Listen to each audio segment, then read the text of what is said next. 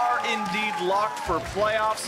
However, they can shake up their seeding. If FlyQuest win, they lock exactly 4th. They get side selection in their quarterfinal.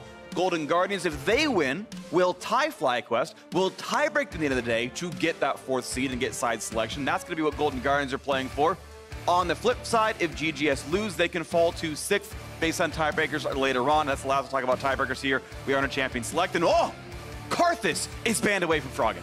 You're surprised. Yeah, the mild shock. Hyperscaling late game AP threats from the mid lane definitely have been a big strategy for Echo Fox since they have been focusing on that late game. But I really do feel like people are not giving enough credit to Froggen's LeBlanc and Assassin play as well. I think it's been quite good.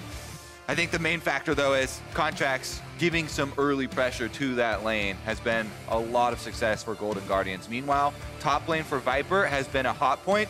People have banned Jace is one of the most banned champions versus FlyQuest. Riven is also tied with Jace right up there, and that one has been left. The hover, just in case. For Lissandra, not a surprise at all, is the queen of pro play right now. So, yep, that one's going to be locked in. That'll remain that way for quite a while. That can still flex mid and top.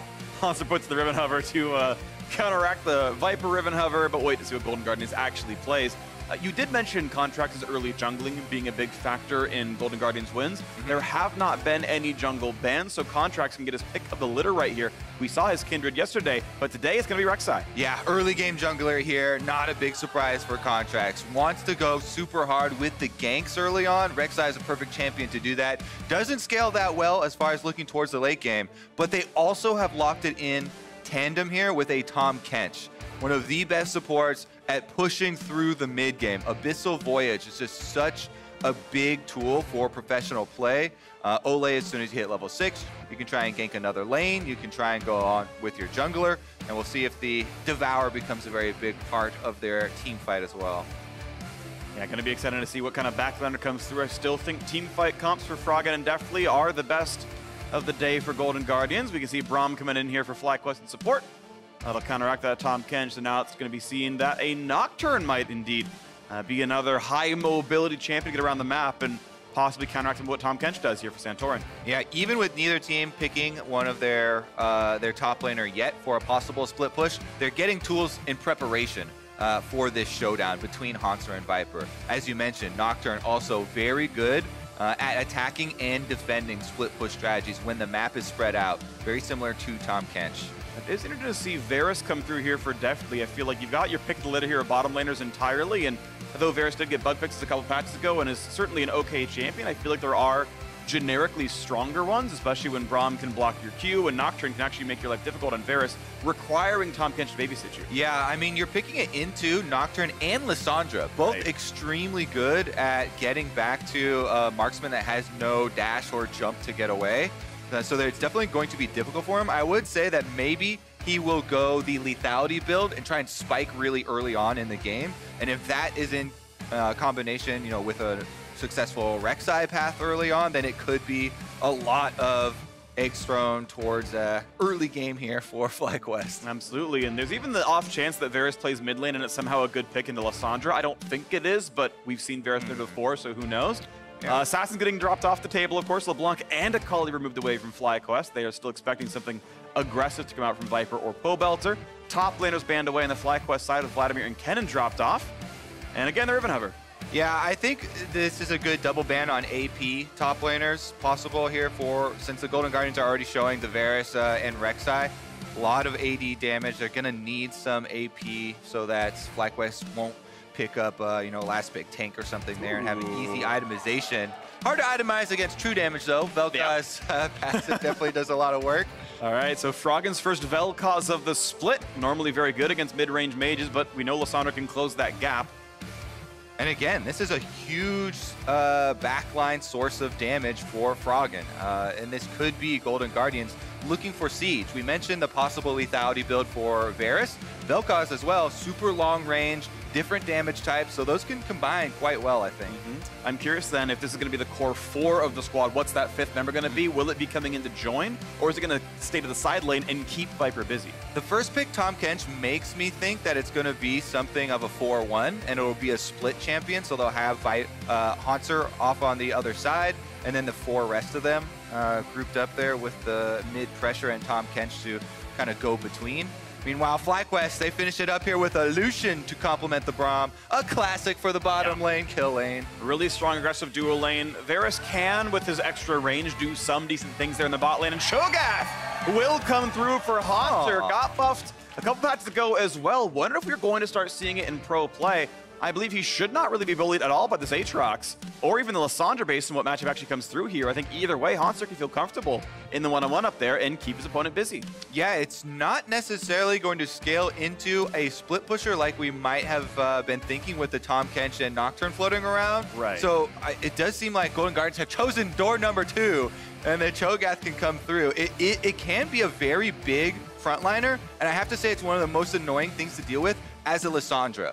The Claw is very predictable. You know exactly where Lissandra is coming in, and unless she instantly has Flash, it's very easy for Cho'Gath to land that silence. Very big AoE, and you can combo that with knockups quite well too. The only drawback of Cho'Gath as the main tank for a team is that the crowd control are skill shots. It's not guaranteed. It's not point and click, so they might need some setup, maybe a Flash knockup from a Rek'Sai or something like that, or just good play and hitting your AoE skill shots. All right, gonna be a fun one. A couple of new champions coming out here. We got Vel'Koz first time of the year here for Froggen and Cho'Gath.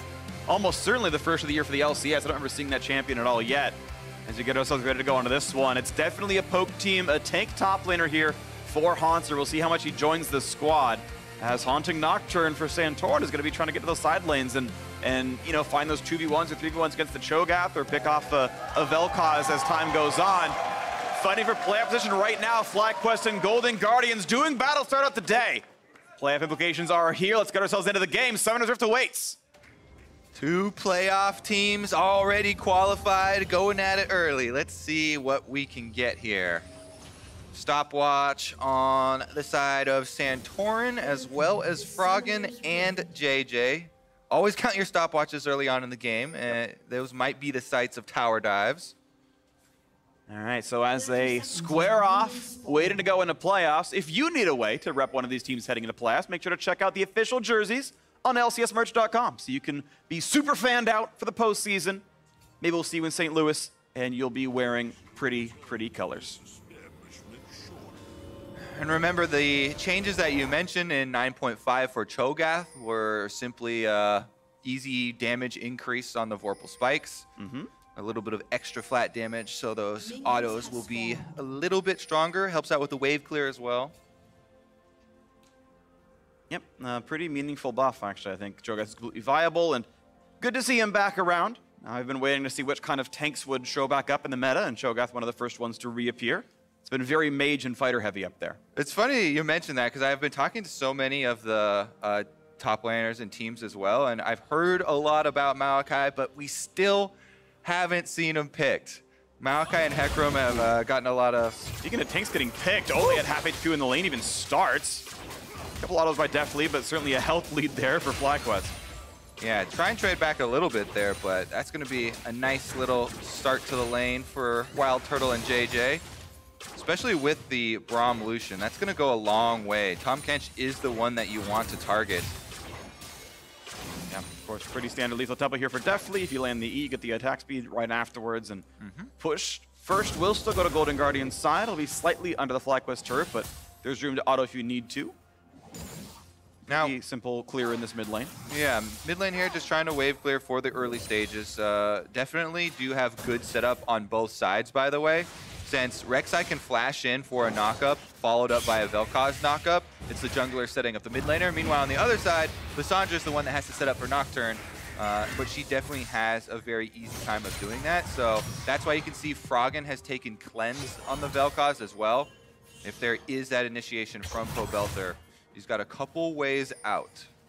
Well, right now, small deficit for Hauntzer here in this lane, as there's many more minions to kill, and the health bar a little bit low. Hasn't checked his first potion yet, but will have to sustain back up as Viper's bullying a little bit up here.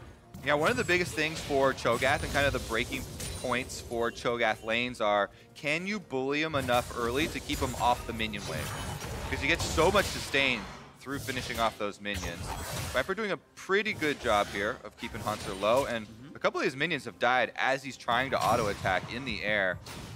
Yeah, but if you can deny 6 CS by pushing off a lane, that's worth the 6 CS you dropping out by not last hitting. Now, Santorin hitting topside, and again, a half-health Cho'Gath is a gankable champion, especially if Nocturne's behind him. There's just enough runway up here. Flashes are ready. Yeah, and it's still pushing forward. Finds one knock-up, and depends what he does. If he walks forward, this is a gankable. It's for sure gankable. I thought he was going to go on the knockup, but if they see him, all they need even is a little bit of vision right now to know that he's still in this lane. Hunter has been pretty careful. Okay, we're going to see mid lane first. An easy claw for Bolter makes him safe, but now it's to the top side. He's so far away. There should not be a way out for Hunter. Pulled back in, the Dustbringer in as well, and he's just going to try to last his minions, get a little bit of gold, but he's not long for the world. First blood goes through to Santorin. Yeah, you could tell he felt uneasy about the positioning, trying to hide as long as possible in the brush, but patience pays off for Santorin, camping there for the top laner. Viper is able to get a lead in the lane, and Santorin's able to get the kill money on Nocturne, which will fund the early warrior enchantment for more cooldown reduction and damage behind your ultimate. This is going to be huge. Nocturne, a champion that can definitely snowball very effectively. Looking at these lanes, Cho'Gath, no escape. Froggen on the Vel'Koz has to use summoners for escapes as well. So both those solo lanes are very, very good Nocturne targets. And you can see definitely putting in the early summoner heal, which I think is it's okay because Ignite would have cut that in half and he was worried about the all-in coming in. So chose the very risk-averse play, but now one less summoner means that fight could look really good. They're going to find things like now. Nice by Ole to grab him. That stun won't land. That will be a living Varus, but the health bar now quite low without a TP to get back to lane. Yeah, I really like that. You want to devour before the last auto comes in so the damage doesn't go off, the proc doesn't go off. You don't always want to wait for the CC to land and then take them out of the CC. Does deny some damage there. Wild Turtle and JJ, though, still very solid hold on this bottom lane, pushing up, and that means easy dragon control for Santorin. Will Contracts get anything done on the top side? Once Dragon does go down, you get that global screech, and you'll know that the Nocturne is there. And Contracts, as you can see on the mini-map, is already headed up towards Viper. Flashless Aatrox, no ward spots Contracts coming in, so this is the play. Gonna blue smite, find the knockup, the jump. It's gonna be enough of a flash to get over it, so Rupture won't land, and that's not gonna be anything. Yeah, good flash there from Viper to get out of it. They do get the flash, but they know that they have lost the objective. Bottom side does turn into a Mountain Drake for FlyQuest. Pretty worthwhile. I'll burn a flash for a Drake, even a Mountain one early on, and now Froggen looking towards Pobelter. Not gonna go for the play, claws up, so there's no easy gank. Gotta find a Q slow in the Comet, but that's all. CS going pretty evenly traded in the mid lane as well. Neither of them denying too many to the tower. Fairly close in wave clear during the early stages, but we're now hitting level 6s for both of these mid laners. And the kill pressure is definitely there. Definitely gonna keep an eye on the junglers, especially that experience bar for Santorin as he just gets denied his wolf camp. Contracts on the way out there after stealing it. Yeah, junglers, as far as matchup is concerned, it is a 400 gold lead, pretty much straight up for Santorin here, which you expect from the first blow, but it means the farm difference is negligible. Was able to get the same CS while also getting a kill up there, so more efficient jungling. Santorin power ranked as the number 2 or 3 jungler in NA this split, and looks like it. Remember also the Dragon giving you significant gold now too. That's worth a camp. Definitely helps a lot when you want to go for team objectives, but you don't want to fall behind. Now you don't really have to concede anything. Yeah, just takes a lot longer than killing chickens, but obviously worthwhile when your camps are respawning anyway. So yeah, I gotta say, all around Santorin having a really good start to this one. Contracts should be hitting 6 right now, 7 minutes in, pretty reasonable timing. Yeah, Contracts definitely have a lot of burst potential once hitting level 6 with Nocturne.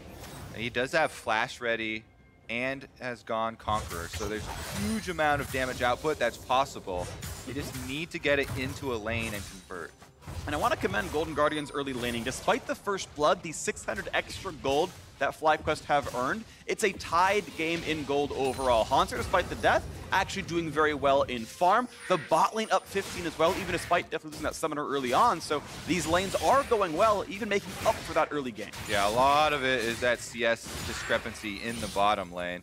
Definitely an Ole getting the last hits on minions, even though every time we've panned the camera over that lane, Turtle and JJ have been the ones pushing. And of course, that's against Lucian Braum, like one of the most aggressive and scariest duo lanes. You have like early heal burn for reasons because of that matchup, but still holding on. And I would say the eyes have been on this bottom lane. Probably the most critiqued aspects of the Golden Guardians team. Nocturne. Everybody will be heading down here, but Contracts will see. Yeah. And they just stopped in the river there. No longer getting tracked by Tremor Sense as FlyQuest move around and try to get rid of some of this. And now once again, movements. And there is Santor, and they know it could be almost 4 down here. Lysandra, though, back into the lane. So they know it's only 3, and Contract's going to defend the dive, so they will remain safe. Turtle, oh, he stays to kill a ward, and honestly, worth it. Doesn't really take too much damage in the back half. Yeah, just a little tongue lash there. They are going to continue on with the invade and follow that up with a blue glow steal here for Pobelter. So it does deny some. Actually, they'll just give their own over to Pobelter, it looks like. But it does deny some amount of lane pushing for Froggen on the Vel'Koz. I don't think he's too upset about it, though. This guy's last chapter. Shouldn't be feeling too bad. Vel'Koz, once you start getting enough points into your W, has a very easy time just annihilating waves. Oh, here comes play to the bottom side right now. They got good damage. Turtle knocked out by the Rex side. They might have the damage. All comes in. He's so low, but they might also get the kill. Nice pickup right there. Chunk back into safety. A kill in the bottom lane. What a good play from Golden Guardians. Yeah, everybody involved there. Look at the teamwork with Ole taking the Abyssal Voyage super deep in. Contracts knows he can use the ultimate early on Rek'Sai. They get the big chunk, definitely following it up with the arrow, gets the kill, and having the confidence in Ole to get that Devour down, take him immediately out of tower range. They didn't even take too many tower hits there. Yeah. Not much return damage at all. Very quick and efficient play for the Golden Guardians on the bottom side. Really nice stuff. So that kill makes it pretty good for Golden Guardians. Watch that fight once again as Tom Kench just brings in the Rek'Sai under the turret. Yeah, one of the things for Champion's Leg pointing out the Abyssal Voyage, Ole uses it to deliver Contracts. After the damage there, thought he might be able to slip away, but definitely lands the Q. Yeah. Sadly, mistimed Fissure for JJ means no stun came out, and that maybe hurts them a bit. Would have bought a second or so, and who knows what that would have been. Either way, the dive still works, and the health bars are pretty high. The Golden Guardians now sitting on an 18 CS lead here in bottom lane. First 100 was already the mid laners, but next up is definitely Ole kills a ward and can start moving around the map with his boots and his upgraded Sightstone.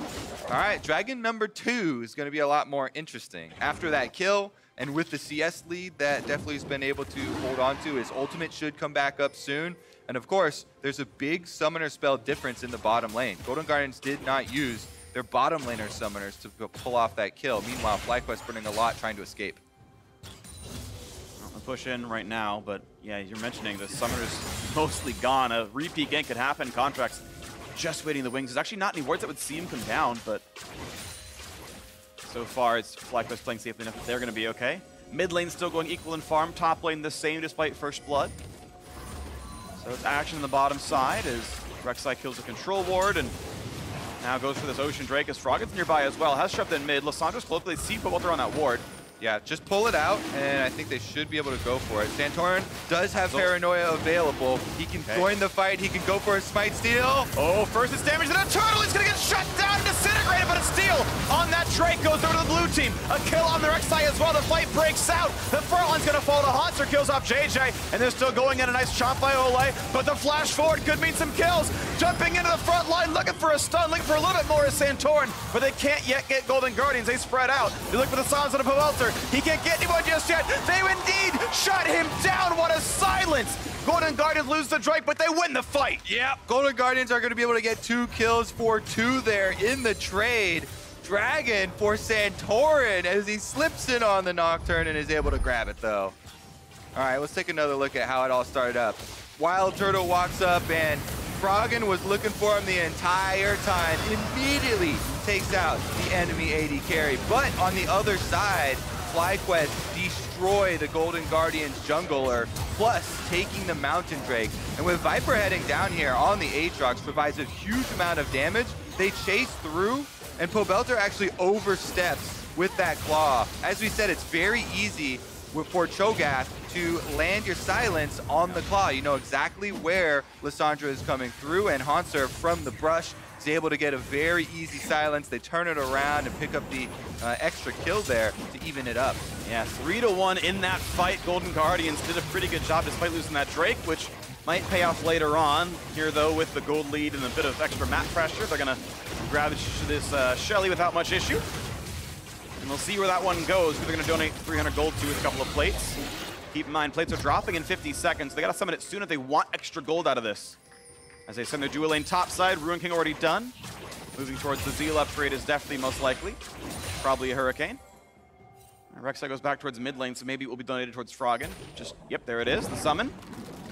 And 320 gold will go to Froggen pretty soon here. Yeah, I mean, we already saw what he was able to do with a spell combination onto a backline member, taking Turtle down by that Tribe Rush. You get some extra money on him, the Ludens is already done, and it will be very, very difficult to deal with this early pressure. A lot of damage for this JJ. I could almost see the ult getting committed there just to force more cooldowns out. They will kill off the Herald before another plate drops. We saw Contracts and Froggen share the money, so 160 apiece, and then Ole rotates right back to top side to push Turtle out. Nearly gets caught out, but able to dash to safety. Very good use thus far in the game of the Tahm Kench. The Abyssal Voyage on cooldown, basically, either to set up ganks or make plays across the map, transitioning from objective to objective, and the Golden Guardians are on a very good pace here, keeping up the tempo quite nicely. Golden Guardians, keep in mind, if they win this, they can fight for 4th place in the regular season. This is a team that got back-to-back 10th in LCS and Academy, and then started 0-4 in this season. And they are pushing forward. They are now the odds favorite with how this game is going of being the 4th seed in playoffs with the roster shakeup. I mean, truly, in my opinion, a remarkable turnaround. Of course, more games to be played, but impressive all the same. FlyQuest, of course, in 4th right now, but that could slip.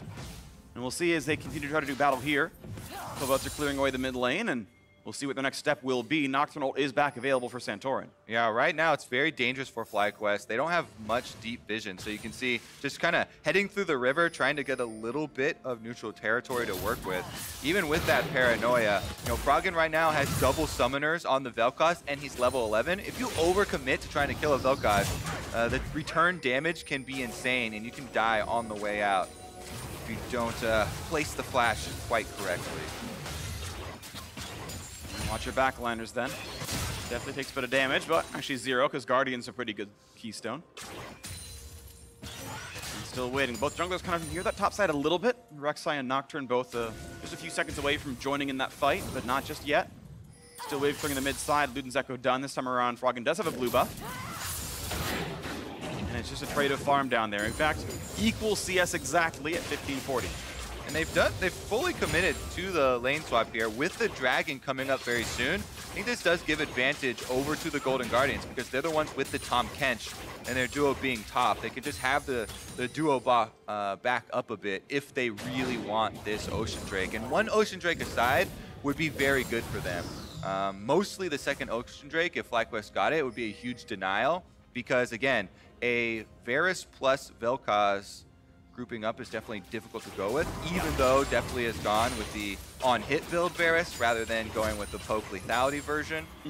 Still very difficult to deal with the long-range ultimate snares into Vel'Koz damage. Someone can get combo down. Absolutely, and keep in mind that the new mage items as of like a year and a half ago, they don't give basic mana regen anymore. If you're staying out and sieging for a long time with someone like Vel'Koz, you will eventually boom. We've seen team fights like that where the mage comes in at 10% mana because they've been laning so long, so will have effects to Vel'Koz coming across team fights. Looks like no contest at all. Golden Guardians have the map control now. 1,700 gold lead, gets pressured a little bit more. That Ocean Drake picked up. That's going to be a lot of extra regen. All right, going to be a reset after that. What can FlyQuest do during this short period? It looks like they're just going to push in a couple minion waves here. And it's up to Golden Guardians. They're in the driver's seat currently. Rek'Sai, fully available. Almost the level 11 there for Contracts. Has a little bit more experience that he's going to need before he gets access to the lower cooldown ultimate. Bottom lane, though, will quickly take down this turret as they try and defend topside and trade. That's first turret of the game, so 150 bonus for doing that first, but fairly close, fairly small trades. The stare down. Yeah, just on each other's wards or on their own wards, just across the brushes, knowing what's going on. Tremor Sense sees JJ, so does the actual eyesight. And that red buff is going to be stolen away. Oh, Froggen finds some damage. They can actually burn this. Ult comes in. Well, they ult. They could kill JJ. He doesn't press the button. Contracts could have gotten a kill right there. I think he's guaranteed to die if he presses it. I think the damage ticker wore off. You have to have pretty recently damaged him. Did he not land a Q? No, I think... Or did I get blocked by the shield? We're going to have to see a replay. Okay. You know, there's definitely a couple factors there that would contribute to it as he was able to back off, but definitely was a dangerous situation. Yeah. I think the other contributing thing would be that they had no vision of any of the rest of the members of FlyQuest, and that right there was actually a display of restraint from Contracts. My. Yeah, that's some nice burst damage from Vel'Koz when you get all of the spell penetration added in. This is why people rush the Oblivion Orb. Oftentimes they'll just sit on the Oblivion Orb and go for their next full mage item afterwards, but that in conjunction with your Sork Boots and a Luden's Echo is probably one of the peak points of burst damage. They press knock and they press TP. They're going for this fight. They're going to jump right in. Look at the crowd control. Trying to pick out Frog and trying to kill anyone they possibly can. Definitely get saved, but they're not going to save the Vel'Koz. 1 for 0. Haunter late to the party. He couldn't TP right on time. They find a route, but JJ has a stopwatch. Can they re-engage? They're going to try. Oh, that's a big chop, but killing for the Haunter. Very tanky, still has to flash away from that stun. 1 for 1 long term, but killing a mid laner worth a lot more. That was definitely a great engage by FlyQuest, but Golden Guardians still get a kill on the way out and do trade. Now they should be able to hold the tower as well. Froggen burns both summoners, does go down in the end because of the Nocturne ultimate, and a really good move there from Viper on the Aatrox to create some space. Okay, what a tight one. That was a nice engage there by FlyQuest. The Nocturne ult turning off. Teleport Haunter had to walk. The fact they got one back is pretty impressive. Nice flash chomp, or I should say chomp and the flash out for Haunter. Yeah, let's take another look at this replay on the Braum. Contracts did hit the Prey Seeker. Unbreakable blocking, I think it still does add the damage. You still get tagged here. So maybe he didn't think it was going to get him low enough while he was still in range. Yeah. And didn't want to take the chance. Here we go, though.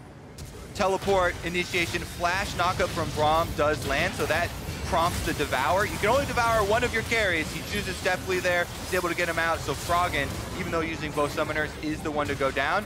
But the ultimate from Deathly locks in place JJ, so he has to stick around. Haunter just got off the ultimate as the dash was going through. Yeah. So the damage completes, and they're able to pick up the counter kill. And that means you got a 3-kill Cho'Gath in the front line, and the only one really able to kill that one is going to be, to be fair, it's a pretty good build for it, this Lucian here with Blade of the Ruin King and the Black Fever to punch through it. But this is fast approaching a very tanky Cho'Gath, who's going to be nigh unstoppable and will eat through frontliners. And meanwhile, you've got more deliveries down here. Naga comes in for Rek'Sai into the Vel'Koz chase. Ult towards Wild Turtle puts him at 400 HP. Under the turret goes the rest of FlyQuest. They will just barely stay alive, but pushed off this wave. This should be a mid-turret for Golden Guardian. Yeah, and this time it's 2 summoner spells blown from the FlyQuest carry. Wild Turtle has to use his to get out of there, and a large chunk of damage sustained. It means map control for a little bit. 50 seconds on this Drake coming up. You'd usually want to reset around now and get your wards back up. Keep in mind Baron alive as well. Haunter gonna kill this control ward. He'll spot Viper. He's pretty safe here. Gotta say, Golden Guardians making a strong finish to this season. Really making a good case for themselves as far as setting up in the playoffs. Santorin definitely has been one of the most outstanding junglers of the LCS this split, but they're in a very difficult point in this game. Golden Guardians are poised to be 6-3 in the back half of the split, which is honestly a very impressive run. It's about what Team Liquid's got based on how their TSM game goes. I mean, they did get a decent amount of senior members that people were very excited for. You know, having Froggen come back, Haunter, a staple top laner for North America, really did create quite a lot of hype. And with everything coming together towards the end, definitely will be fun to watch that playoff run. Currently, definitely does have Ole right next to him. Easy Devour for safety, but the Dragon is available, and FlyQuest are trying to set up for it. Drake's alive. Mid lane's going to be pushed by both sides pretty equally here, and FlyQuest already on it, though. Can Golden Guardians stop them in time? Frontliner of the Braum. Big damage in. Picked up in the Cloud Drake, but now they're still going to be chunking down this front line. This is a very, very tanky Cho'Gath, still at 1,000. Root's not going to land out from Deftly. Looking for the slow. Not going to find Ole there either. Ruin King pop. Will he go in? No. Pobelter will save that one. But JJ is now on death's door, has to run away. Drake picked up, no casualties, only regen now. The mid lane turret's already gone, so just the wave clear. All Golden Guardians gonna get. They actually had a ping up towards Baron too. If they push this mid wave and move towards Baron, they might be able to bait FlyQuest in. There's a lot of damage that's available to the Golden Guardians. If they're able to, secure this vision control and make FlyQuest walk towards them. Trying to bait it. They're going to find not quite Santorin, only some damage. They were hoping someone would face check. So they couldn't get that kill. Most ults are available. Brahm's nearby, healthy enough to fight. Only some poke from the Varus, nothing picked up here. That was a nice attempt by Golden Guardians, trying to play around that. Didn't get anything for it, though. Back to the mid lane, and an easy reset for both sides they wanted. All right, let's see if they can actually establish control here, because it's going to be a reset. Golden Guardians thus far have done a very good job at opening up this map. With bottom and mid turrets down, they should be able to make another offensive push. FlyQuest, though, still fighting strong. 3 elemental dragons, all of different types, so huge value there for them, especially as we go later into the game. Yeah. Only one of them works in combat, 3% bonus movement speed. Cloud Drake's pretty good for that one.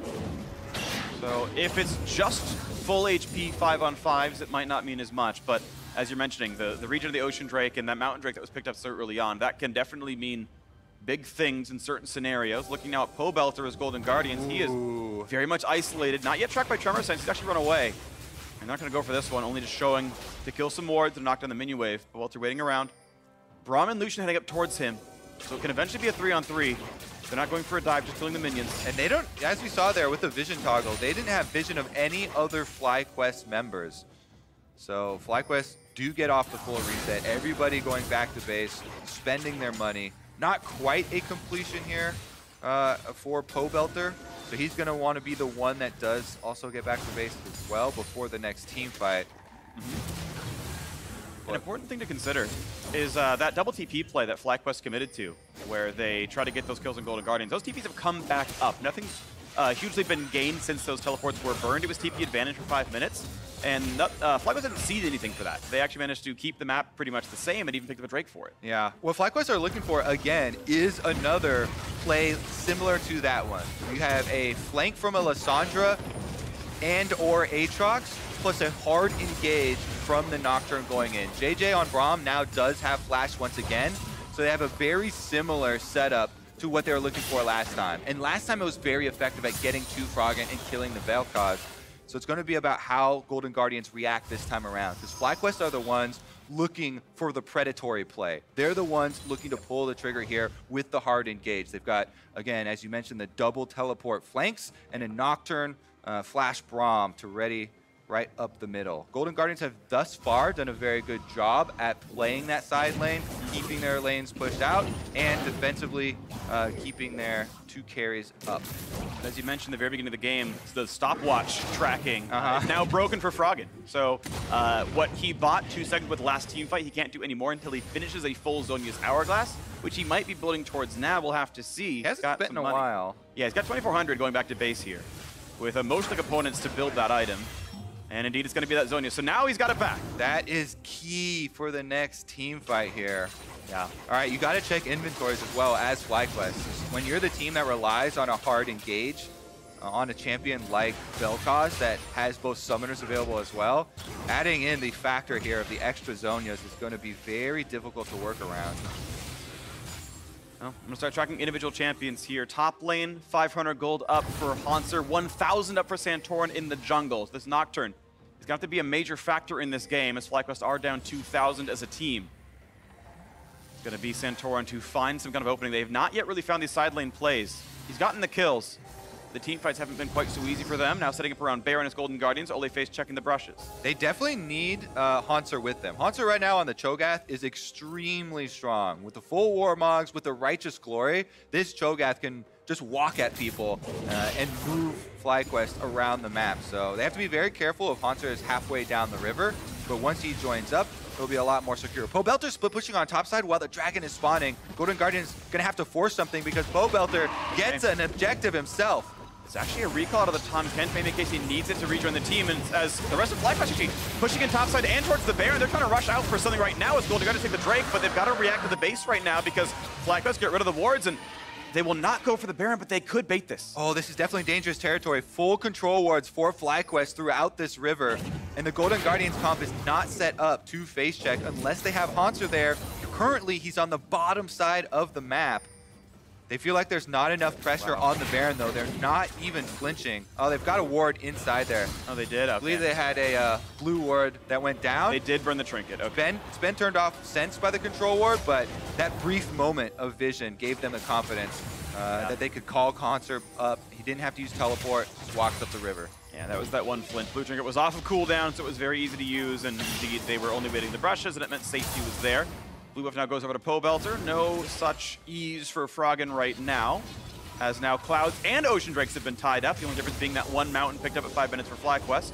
Gold still actually tightened up a little bit, only 1,000 now, as a lot of top lane pressure had come through from Pobelter's split push. He's actually even got a level lead over Froggen. 16-15 is important power spike for a mage. And I think Froggen should be commended here because it's so important that this mid tower is standing. When you're on a team like this and you're the ones trying to defend, so much of your defense comes from this mid turret and it leading around this Baron area. That is allowing the Golden Guardians to use their Tahm Kench to really ensure that they've been able to keep even just the smallest amount of vision here around the Baron and not have to overextend past that turret. You can see it's very low in the mid lane, so FlyQuest, one extra goal here, trying to topple that first, will really open up some more options for them as far as getting those angles for your Lissandra to try and engage. Well, we'll see if that can happen. FlyQuest have been eking their way back into the gold. Bring it down to within 1,000.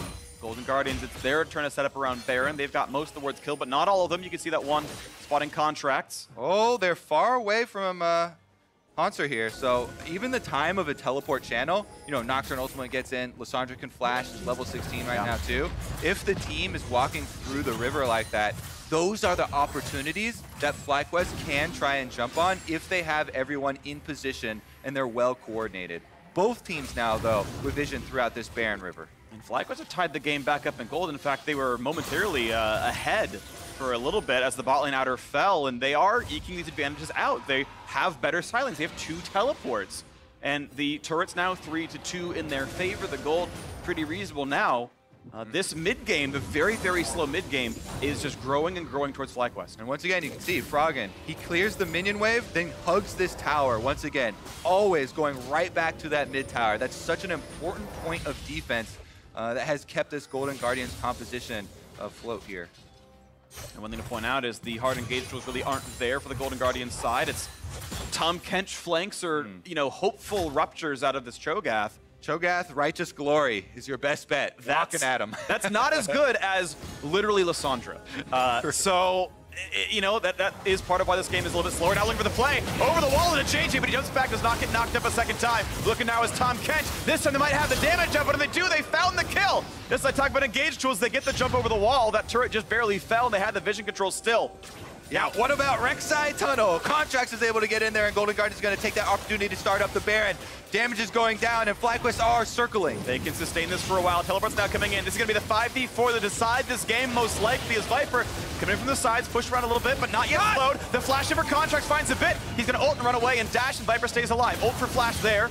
Hunter does have access to the Cho'Gath ultimate, too. If they go for a Baron burn, Golden Guardians should have that in the bag. FlyQuest can't let them burn, but they're still going to get lower down to 4,000 health, 3,000 health here. Contract's locked up, but he's not the important one. Oh, it was almost failed, but they get it anyway. They get the pickup, but they have killed the Rek'Sai. So a 4-on-4. JJ, though, is back alive. Golden Guardians need to make a very good retreat right here. They are missing their jungler. Viper and Santorin waiting to come back in. Who can they find? This could be kills based on how it goes. No knock-up yet. Viper has no ult. They found the knock-up in the back line, though. They found a little bit of damage, but not yet a stun. They're going to split back left, but now you've got the frontliner right there in that Nocturne. You got decent damage. Turtles picked up Ole. Here comes the old in for Froggen, and he finds one. Look for a second, but can't get it just yet. You still got Hanser safe. Look at the GGS. Slowed down as well. Froggen's already dead. This could be the ace for Baron. He saves a second and a half. He's going to try to get the kill. He gets one. He looks for more. He's got some damage, but he doesn't have the health. That's going to be the kills picked up. An ace for FlyQuest. Raid boss down. They finally take out Hanser.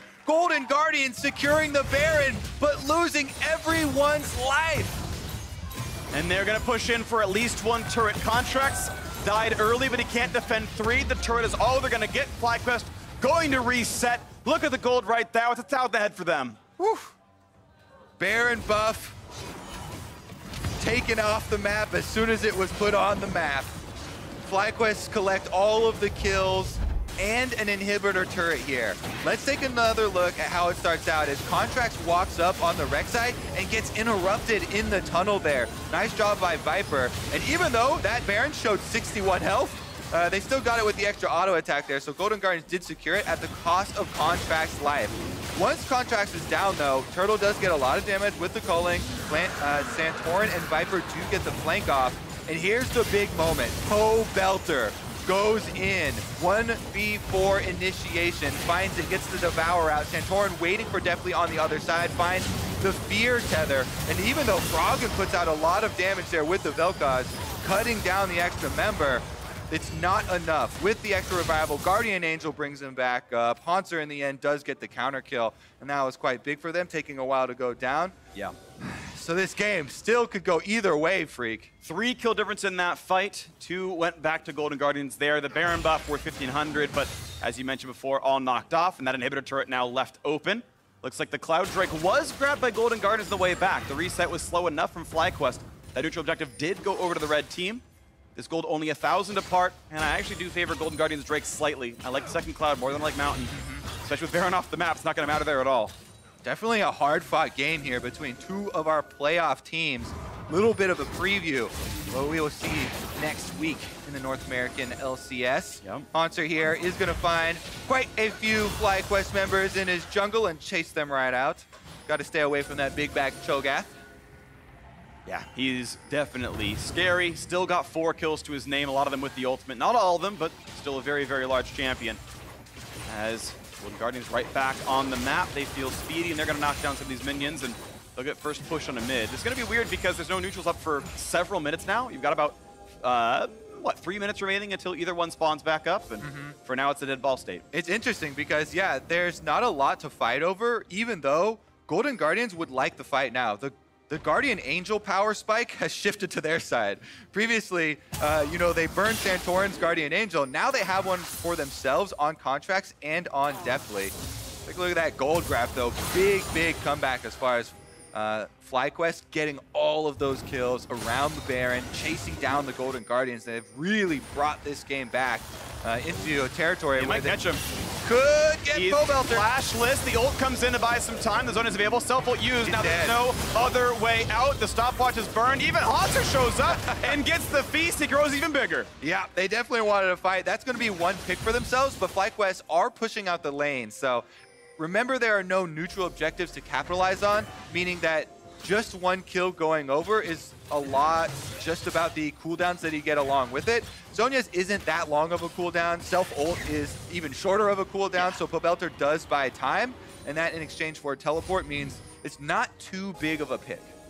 He's going to stay in an okay spot. Even the outer turrets won't even go down. Top lane is pushed so far by Pobelter that even with an outer turret up at 37 minutes, a kill is not enough to knock that one down. They let the minion wave crash. No one stays to cash in that 500 gold or get that map control, so it's still very slow going for Golden Guardian. And in this time, the cooldown for the Guardian Angel for Santorin does come back up for FlyQuest. So 2 revives on the side of Golden Guardians with their double Guardian Angels, but also 2 for FlyQuest with the Aatrox ultimate available. Yeah. Santorin's Guardian. I want to point out a beautiful sight. Look at the right-hand side of the scoreboard at the bottom. 10 control wards for Golden Guardians. Every coach's dream. Golden Guardian, Yeah, I got you. max allowable control ward Let's get is some highlights on applause these all-stars. worthy. Boom, boom, boom. And definitely put one down, even better. Gotcha, freak. Look at these amazing. Oh my goodness. Yeah, that was a value add. Thank you, Kobe. All right. Baron is coming back up here. Yeah. So we're going to have the fight. Enough counting control wards. We're going to have to start using those control wards because they don't matter if they're in your inventory, freak. Nope. As happy as you can be that they've been purchased, you need to move into the Baron area, place these control wards, and force FlyQuest to be the ones face checking. Okay, they're going for Bolter once again. Now, of course, they're too far. The Claw's pretty good. Contracts can go. Not for this. You could Q ult into Unburrow, but not the play. Wasn't going to be in range. Instead, they have control wards all around this pit now. Trying to get rid of the vision, trying to set up now in this Baron play. Bolter goes over the wall. Will Contracts follow? No. But he's going to get caught out. He's got to jump over. Oh, does not get stopped. He's going to stay alive and silence the front line. Teleport but's complete. Big damage on towards JJ, pushing to half HP. Viper in. The whole squad is here. Looking now at Santorin, but not killed either. JJ at half HP, though. Yeah, and that health is hard to get back. He's got 4 procs of the Targons that he can go heal up the minion wave, but Viper's taking damage too. Once again, towards the attacks now rooted in place. They could knock down the ult. They could knock down the GA maybe afterwards. He's picked back up. That's an ulti burn, but it's also Varus is gone. Yeah, Varus ult down and Vel'Koz ult down, so Golden Guardian's also using cooldowns here. They're trying to rush Baron again. Big damage on Pobelter. Has to claw out, so he can't rejoin for about 10 more seconds. Waiting now on the other side of the fight. Wild Turtle towards the front, but the vision's no good. It's all controlled. They can't see inside the pit right now, so FlyQuest are pushed back by the might of 10 control wards and poke from Froggen. They will cede this objective, and it will grow into a 1,500 gold lead as his buff is picked up and taken down by auto attacks. Instead, Elder Dragon will be started up. Yeah, they're trying to trade objectives here. Can they get it in time? Teleport's also being used to the bottom lane. It's still gonna, 4,000 health. They should be able to burn it. They're gonna try to burn, and they're gonna get this one picked up. There's a pretty big buff right now, and better combat stats, I would say, for FlyQuest buff. But mid's gonna be pushed down. That turret will be given away. FlyQuest will recall to match this one, and Viper better be careful. If he's caught out, he could die for this one. They're zoned off from this tower, though. It should go down here. Definitely has plenty of attack speed. Oh, they found Pobelter. He caught himself. Oh!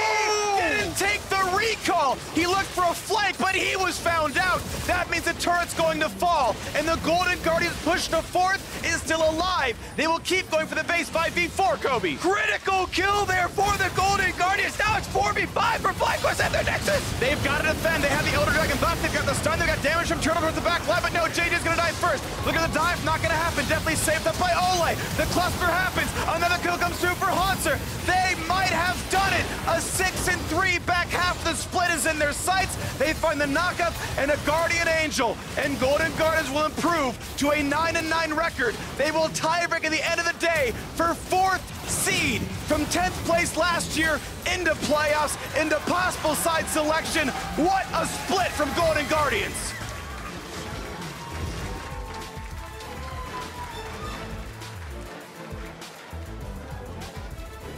Everyone was wondering if it would be a triumphant return to the LCS for Froggen or not. Yep. Wondering, after so much time off, does he still have it? Not only does he still have it, but the rest of the team is coming together so well around him. Team play coming through from even the rookies on this squad. Yep. Definitely contracts cleaning up so much during this split. Golden Guardians in the back half of the split went 6-3. Those losses were Cloud9, TSM, and Team Liquid. They're not playing any of those teams first round, guaranteed for sure. So the only teams they can play in playoffs are exactly FlyQuest, who they just beat today, and that's a good setup. We are gonna get another preview in this matchup later today, get a tiebreaker. FlyQuest will have their chance at revenge. It's not over yet. It's not over. It'll be a battle for seeding who gets side selection in that quarterfinal, in the chance at top 4. That's going to be a big battle here, and it also means, of course, our next game will determine the last team to make LCS playoffs. Win, you're in. Losing, you're out. That'll be exciting. The Golden Guardians spent some time talking about them. They have turned it around from the 0-4 start to this. Yeah, and I like that they have done it with things like Karthus and Vel'Koz here. You know, there are unique aspects to these champions. Yep. High damage output, super long range, and they utilize it so well. They played it really nicely. So now for more on that victory, Ovely standing by with an interview with the jungler who forced a tiebreaker. Thanks, guys. Contracts, congratulations on the win against FlyQuest. But I mean, I got news for you. You got to play them again at the end of the day in a rematch for that 4th seeding. And with that, nice side selection for quarterfinals. So did you come in today with a game plan for game 2, or how do you think that's going to go? I think we're kind of just winging it right now. But I hope we win. I mean, it'd be nice to get 4th instead of 5th. Oh, yeah. Well, high hopes for both you and Golden Guardians. Wishing you the best of luck with that match at the end of the day. And for more on the game, let's hear from the State Farm Analyst Desk. Thank you very much, Ovely. Golden Guardians are on an absolute tear on the back half of the split here, forcing our one tiebreaker at the end of the day, a rematch against this very FlyQuest team for 4th place and side selection in what will be a best of 5 between these two squads. Best friends. They're winging it. They're winging They're it. winging They're not even it. trying. They're out there just getting all the wins, making having it to some fun. playoffs. Damn, it's easy to play League of Legends. I guess so. They're making it look easy. How do we feel about that win for Golden Guardians? Obviously, it was a decently back-and-forth game. There was quite a bit of tension there through the mid-game. Right. I mean, they started off with a blunder up top with Hanser dying with an overextension, but they played really well. I'm really looking forward to seeing how they evolve as a team. When they put pressure onto their bot lane and through their mid lane, they seem to do well, and they put Hanser onto a tank, he does well there. When they put him on mages, I don't necessarily like it that much. I've seen his Victor, his Rise, they're kind of like, they're fine, but they're not as good as the tanks. And if they can keep focusing on their bot lane and their mid lane, I think they'll have a huge way to come hard into these playoffs. Especially with their picks. The Tom Kench with the cleanse is so hard to gank that lane, so it's really easy to also pull back someone. It's like, oh, you're about to feed? Nope, let me take you out of here, put you back in your place. And you know that when Golden Guardians gets to survive before the engage happens, they're gonna pull off a really strong fight. So here in this mid game, they're able to take off Turtle right away. And this really just showcases that the composition, when it clumps as 4, is really hard to lock down. That's what I really liked about this game, was it showed a lot of good things for Golden Guardians moving forwards. This zone control, a lot of meatballs with some pokey back line, and then you just go to the Baron and you sit there and you just keep poking them, and if they can't contest, you have Cho'Gath to secure the Baron. So I really liked how they played to their team comp's win condition. It shows that they're being smart. And then, yeah, the Ole Tom Kench is, like, I think a must-ban versus this team. It's so good. Actually, your Cho point's super nice, because if you struggle at Baron, just pick Cho, and it's so easy every single time. You never have to make the choice. Like, do we smite? Do we turn? Do we do it? It's like, nope, just always finish the Baron. More damage than the smite for the opposing jungler in all situations. Let's talk about the FlyQuest squad, though, and how they performed in this game, because, again, they're going to have to rebound from this loss in just 3-4 hours and run it back. I think taking a look at this champion select initially, we're like, all right, Vel'Koz in the mid lane up against Lissandra Nocturne. That's not a matchup I necessarily want to be in and could possibly be abused, but that's not what happened. Froggen was 1-0-2 at the outset of the game. Right. I think that FlyQuest didn't make very many proactive plays. They have a Lissandra, they have a Nocturne. I don't believe I've ever really saw them do a combination where they like ganked bottom or top together, even mid.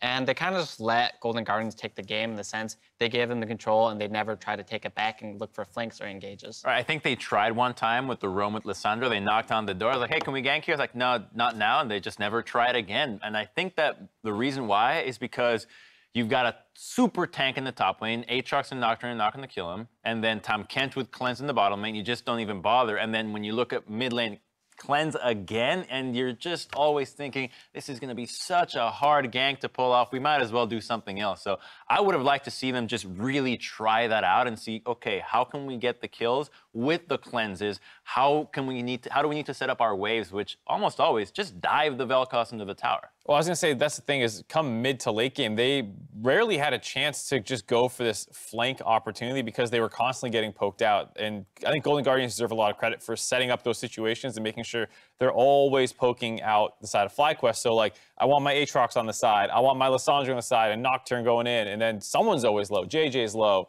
Lissandra's low. It was so hard to find the right time to get all 5 members healthy and then attack. Right, and I think the reason why that was so easy for Golden Guardians to do, the casters brought it up, but they had such good vision control throughout that. One time they had 10 different pink wards in their inventory, so it's really hard to do and engage when there's so much vision on the map. So you have to try and choose a map that you want to try and take a fight on, clear out that vision, then look for the flank. But FlyQuest didn't do that, and they just looked for the flank and got picked off. Yeah, that final kill onto Pobelter is exactly that. Great vision control. They're thinking, Lissandra flank, finally we'll recall. We have the Elder Drake buff, and he's insta-dead, and the game's over. Right. So what adjustments do you make as FlyQuest then, looking ahead to this tiebreaker? Are they champion select adjustments? Kench ban. You cannot let Golden Guardians get this pick, period. Like, every match in playoffs, you can't allow this team to have it. They are using it better and better every single game. It makes their laning phase a lot easier. You saw that it was Lucian and Braum being aggressive.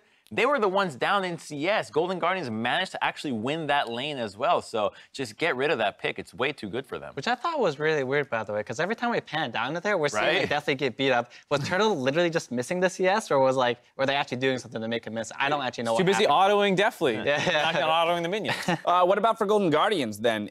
Assuming a Tom Kench ban, how do they play in a similar style, as you mentioned, maybe having that tank in the top lane and focusing on mid to bot? What pick do you put in place of a Tom Kench that can kind of serve a similar purpose of safety? I think you've got Braum, you've got your Alistar, really tanky, hard to kill, and maybe even a Morgana. Probably not, but it is a valuable flex pick from now on, right? We saw Cloud9 play it, so now you can flex it. I don't know if Froggen wants to play Morgana, He though, doesn't, right? right? He's not just gonna Hard carry. flash in, ulti to everyone.